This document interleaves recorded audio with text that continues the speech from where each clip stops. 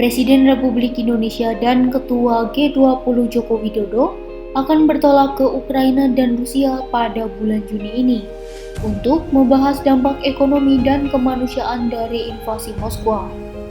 Hal itu dikatakan oleh Menteri Luar Negeri Republik Indonesia, Retno Marsudi pada Rabu 22 Juni 2022.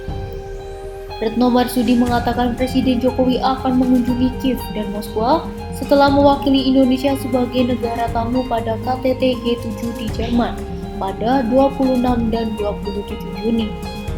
Ini berarti Jokowi kemungkinan akan menjadi pemimpin Asia pertama yang melakukan perjalanan ke kedua negara sejak pertempuran antara Rusia dan Ukraina dimulai. Dalam kunjungan ke Kiev dan Moskwa, Presiden akan bertemu dengan Presiden Volodymyr Zelensky dan Presiden Vladimir Putin, kata Retno Marsudi dalam pers briefing secara online, Rabu. Menteri Luar Negeri Republik Indonesia tidak memberikan tanggal untuk pertemuan Presiden Jokowi. Namun, sebelumnya Menteri Koordinator Bidang Politik, Hukum, dan Keamanan Republik Indonesia, Mahfud MD pada Senin 20 Juni 2022 mengatakan bahwa Presiden Indonesia akan bertemu dengan Putin pada 30 Juni. Sebuah laporan oleh kantor berita negara Rusia TASS pertengahan bulan ini mengumumkan tanggal yang sama untuk kunjungan Jokowi di Rusia, mengutip sumber dari pemerintah Rusia atau Kremlin. Menteri Luar Negeri Republik Indonesia mengatakan Jokowi akan berusaha untuk mengatasi krisis pangan global yang diperburuk oleh perang di Ukraina, yang mencekik pasar global dan menyebabkan kekurangan minyak goreng di dalam negeri serta melonjaknya harga untuk penduduk Indonesia.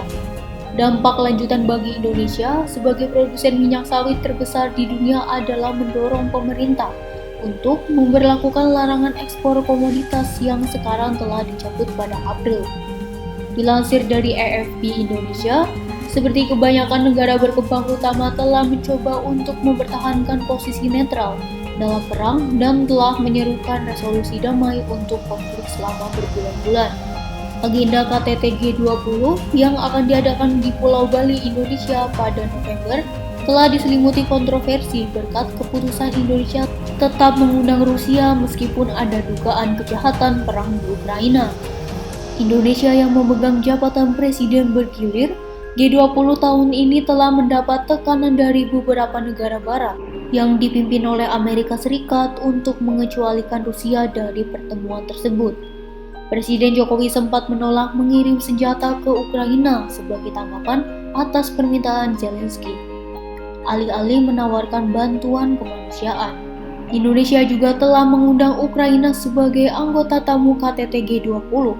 Zelensky mengatakan dia akan hadir setidaknya dalam kapasitas virtual, tergantung pada status perang.